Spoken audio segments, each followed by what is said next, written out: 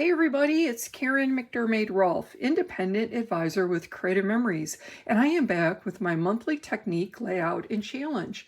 Today I'm going to share a scrapbooking technique with you and then challenge all of you to use the technique to create your own layout. Take a photo of your layout and share it with me in Facebook in my private group, Karen's Croppers, for an entry into my October door prize drawing.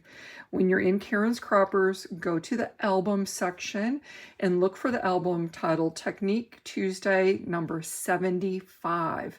And that will be the album where you add your layout photo. And that also means there are 75 different technique albums there in Karen's Croppers that are full of ideas and inspiration for all of you. The albums are just really a great source of inspiration because not only do they have my layouts, but they also have all the layouts created by other croppers who have shared them. So you'll see my layout, my technique made using different cartridges, different papers, maybe a different punch, and you're going to get even more ideas. So it's really a wonderful source of inspiration for you there. Another source of ideas and inspiration is my blog at karencrops.com. This year for my technique layouts, I'm also offering a free printable instructional handout for these layouts. So you'll find those on karencrops.com. You'll also find my Creative Memories purchasing link. You'll find my events page where you can find info about my virtual events and my in-person events, and also the on-demand page classes that I offer. And then I so appreciate all your purchases through my Creative Memories website link at creativememories.com/user/Karen, and it's Karen with the Y. And this is October, so it is the beginning of a new quarter. So as we start quarter 4, it's a new opportunity for you to earn my 4th quarter customer rewards gift. All right, everybody, let's take a look at what I've done here. Now, this is not a new technique. This has been a layout that I've done before in the past and I've seen done before. So, I just am sharing this great idea with you that I've seen done because it's a good one and it's one that, I think I can use over and over again. So we're going to feature the custom cutting system with the jumbo cutting pattern and to create this easy double page spread. Typically, when I share my monthly technique layouts with you, I'm only sharing a single page. So this is kind of a bonus as you get a double page layout and see how you can really stretch your papers to make this double page spread that's really has a great graphic appeal. I think, it's got just a really nice pop to it. And for this example, I used the Coastal Scenes bundle. So it's got the Coastal Scenes paper and some stickers from that mini little collection.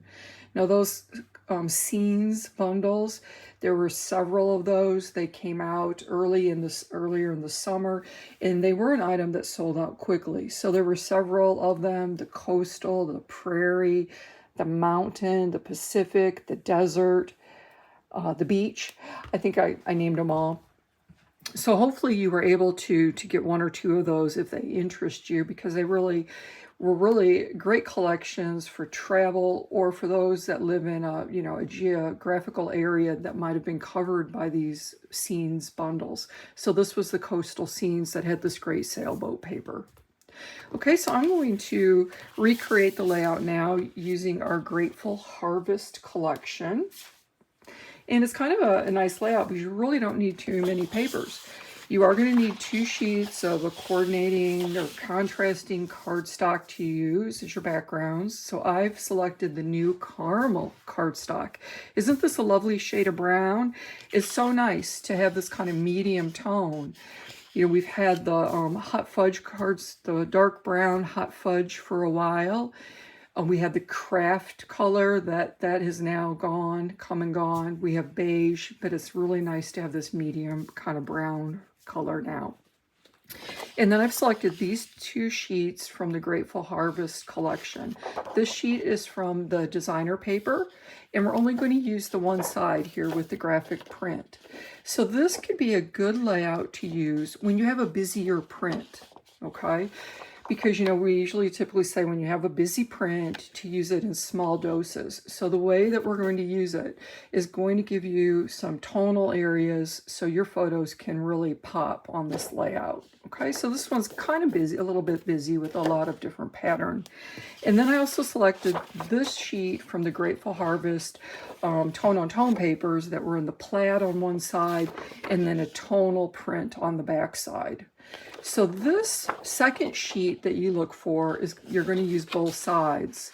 So you're going to want to select a paper that you like both sides.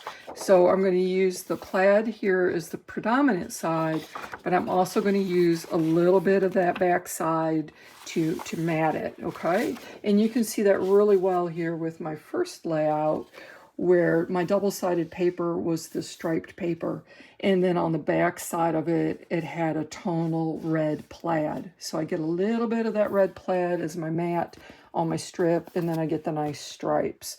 So this was a great combination of prints here, the stripes with the sailboats.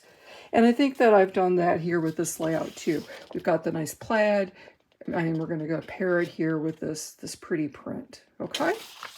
So let's get started. You're going to need your custom cutting system, and then, like I mentioned, the jumbo circle pattern. I believe that this jumbo circle cutting pattern is a must-have item. You know, I think there are several items that we carry with Creative Memories that I consider as kind of must-haves that we use a lot, that are really versatile. You're going to find different ways to use this and to use it over and over. So I suggest this jumbo circle pattern. Now, for those of you who also follow me and my Crappy Friends, well, Crappy Friends, that didn't come out right. I meant Scrappy Friends and Creative Friends, my fellow designers at Creative Life Scrapbooking. You know, might know that we hold our quarterly PJ Party virtual crops, okay? And we share 7 layouts during that event. They're all double page layouts. They're versatile designs, so you could substitute and use many papers with it. And we're going to be having our next one on the beginning of November. I think it's November 6th. This is the first Friday in November. And my layout is going to feature the jumbo circle also. So I'm going to be doing a totally different thing with it for that PJ Party. So if you'd like to join us for that virtual crop, our PJ Party, go to the creativelifescrapbooking.com website, and you'll find the link there to register. And again, that was creativelifescrapbooking.com. Alrighty, so I'm going to take our printed paper now, and I'm going to cut a big circle out of it, right out of the center. So I'm just centering the paper on my mat, and now I'm centering my cutting paper on the mat also. And I'm going to cut on the outside edge, so I'm just trying to make sure that I have it centered here on the paper, and making sure that both of my prongs are in the cutting groove, pressing hard enough to cut it. You can see, look at how I'm using my left hand and even my left arm to hold down the pattern so it doesn't slide or slip on me as I cut. I'm checking to make sure I cut all the way through. And I'm going to save both of these pieces because we're going to use both. So that's really great. There's not going to be much papers left over from this technique. So we're done with the custom cutting system now. Let me set that aside. And I'm going to get my 12-inch trimmer. And now from the plaid paper, we're going to cut some strips. And I'm looking at the pattern here, and I don't really think it's going to matter because it's a pretty even print all around. So I don't think it's going to matter which direction I cut it in, okay? So I'm going to cut these at 3.5. Okay, that's 3.5 by 12, and we need 2 of those because it's a double page layout. Okay, and now from the back side, we're going to cut some 1/2-inch strips. So just make them 1/2 inch, and we'll need 4.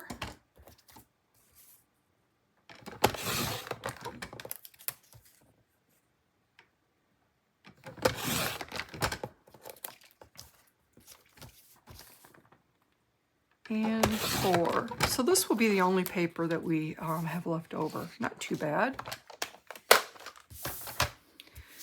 Now let's take our pieces and let's assemble the layout. Okay. Let's do the left page first. We'll work left to right. I'm looking at this and it does have a directional pattern because we have the cups there, and we need those in the upright direction. So I'm going to want this piece to lay down nice and flat for me. So I am just going to run it on all 4 outside edges of this piece. Now, since we also have that big center cutout, I'm going to go around the hole a little bit. Whoops, I thought I might run out, so I have a refill handy. I'm using our repositional adhesive for this. That way, if I make a little mistake here while I'm recording, I can easily correct it. But I'm just giving a little bit of tape, again, close to the edge of this circular cutout. And again, that's going to just help it lay nice and flat for me. Now, I don't really like when the paper kind of puckers up, okay? And we'll take 1 sheet of the caramel cardstock as the background. And we're going to adhere that down. So let's just kind of line it up. I'm going to pull it a little closer to me so I can see it better. And I'm just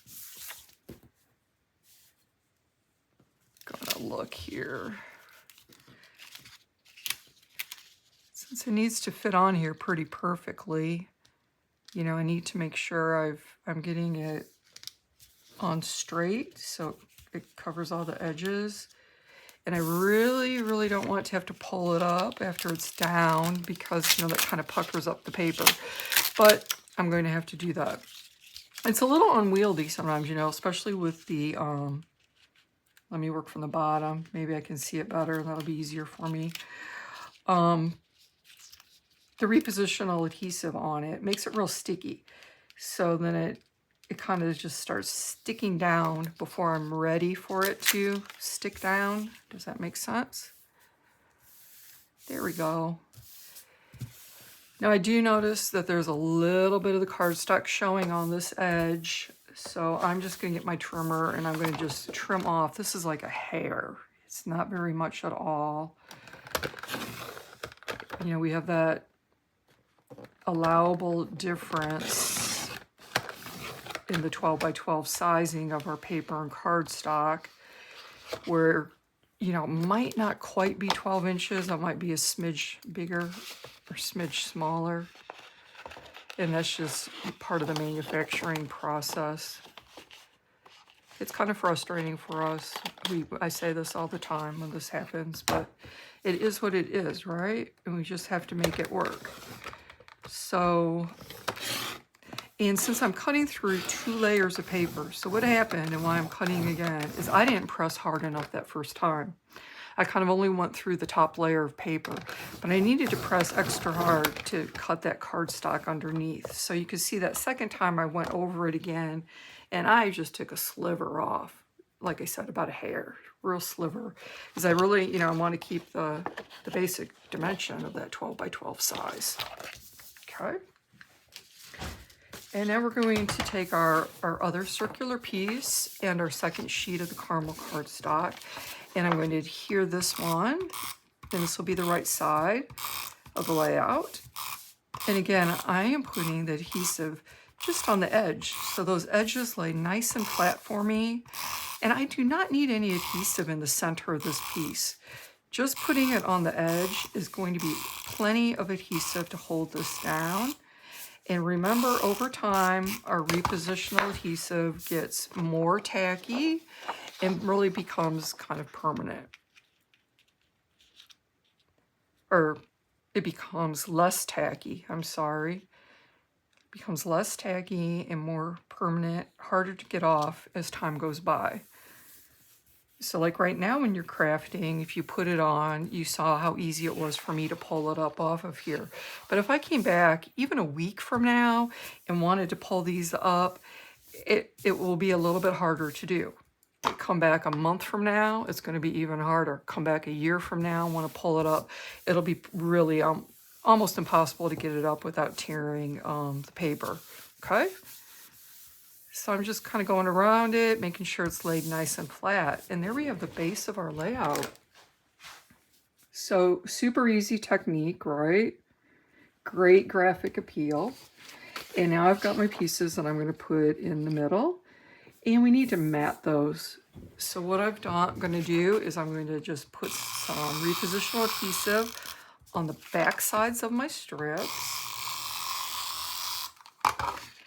And then I have these 1/4 inch strips. I'm going to use them on the back side there with that kind of brown. And I'm going to cover up about half of that 1/2 inch strip. So I just have like a 1/4 inch showing. Okay.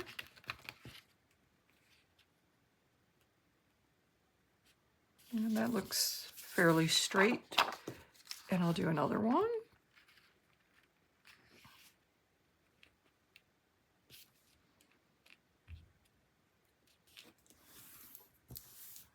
Okay.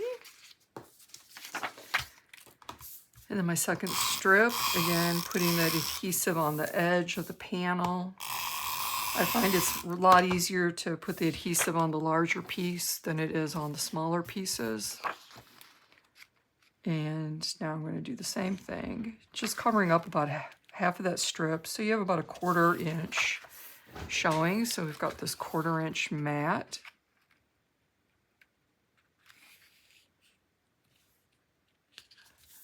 Okay. And then we're going to adhere these to the centers of both pages. And again, I'm just going to go down the sides of the strips. Now I want it right in the middle. So how many of you have our 0 centering ruler? There it is. I had a little mini panic attack going on. I didn't remember to get this ready, and I was like, oh no, I hope it's handy, and it was. So this is Creative Memories 0 centering ruler, and it's really great for this purpose. You can use it as a regular ruler too, but when we put it down next to our layout here, we have the 0 in the center. Okay, so that's the center mark. And so now I'm looking at my strip, and I want it to be equal distance from the 0 on both sides. So you can do that really easily. You don't really even need to pay attention to the measurements so much. But see the 2 inches that go on either side of the 0? We have 2 inches up and 2 inches down. This is going to come down about an 1/8 of an inch or 1/16 of an inch here. One little line below the 2 and one little line above the 2 is going to be right there where both edges of the strip need to be. And that's going to put my strip right in the center. You could also use the cutting mat, put it on your 13 by 13 cutting mat and look at the grid there that overhangs it. And that can help you to measure and get it in the center also. Now for my second page here, I'm just going to butt them up together and see where I need to put it. I can see here my mat's a little bit wider than what I did on this side. I could fix that, but I think it's kind of minuscule. Maybe I'll kind of split the difference a little bit. Well, I really want the yellow piece, since that yellow color is so dominant. I want the yellow strips to match up. So there we go. The strip is a little wider than what I did right here. Okay. So I think I'm going to use this side here for my left side, like I did with the first layout, and this page here for my right side. Now I've already pre-cut some photo mats just to save time. So I have 6 little mats here for the left page. Now these are pretty small, but I think, some close-up shots, some cropping with some fine detail, that these mats are going to be good for me. Looks like I'm missing one, because I needed 6 of those. Let's see, I have a little bit left. I can cut another one. And then I have 3 larger ones. And these larger ones, let me measure, are 3 3/4 by 5 3/4. Okay, 3 3/4 by 5 3/4. And you can find this on the printable handout. And I think I'm going to maybe arrange it like this. Or if I think I might have more vertical photos, I could do this, okay? I think I'll do it like this time. On my first layout, I had it the other way. Oh, these little pieces, I think I forgot to tell you the size. They're 2 3/4. Yeah, 2 3/4 by 4. Okay, 2 3/4 by 4. And I've either misplaced my fourth one or I'm one short. So let me just cut another one here. So I'm gonna cut this by 4 and 2 3/4. Now you can get all of these mats cut from one sheet of the beige cardstock. I used beige cardstock for this layout. I used the white cardstock for my first layout.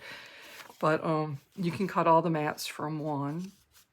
And I also cut down one of the variety mats here with a little title on it, okay? And that way I have a title and I have space for journaling, okay? And then I would just arrange my pieces like this and adhere them down. So kind of just center everything up like this and like that. And we're done. And then you could find a way how you want to embellish. I was thinking this big title, but with the photos in that direction, it's a little bigger than I thought. I was thinking I might cut one of the laser borders apart, maybe put a little piece here, maybe a little piece there, maybe another piece here. And then I have a few of the stickers selected too, where I might make some little clusters. So after I get off camera, I'll play with these and then you can see what I end up doing and how I finish it with my embellishing. Before I stop though, I wanted to give you a look here at these laser borders. I think these are my favorite item in the collection. It's so pretty. Let me just set this aside. Just beautiful artwork, beautiful watercolor shading. It's a pretty one there with the pumpkins and the mums. Some leaves. We had the leaves that I was thinking to use. This one's really pretty. I like that one with some mums and some leaves. Now these two are my favorite pieces, and I think I'm going to have to get another pack of these, and I'm going to be really careful how I use them because I love them so much. I need to, so you can get an unobstructed look at them. Look at that little acorns on the branches. Aren't those sweet? I love that. And then this little piece here with the kind of the wheat. Love that too. Love this color.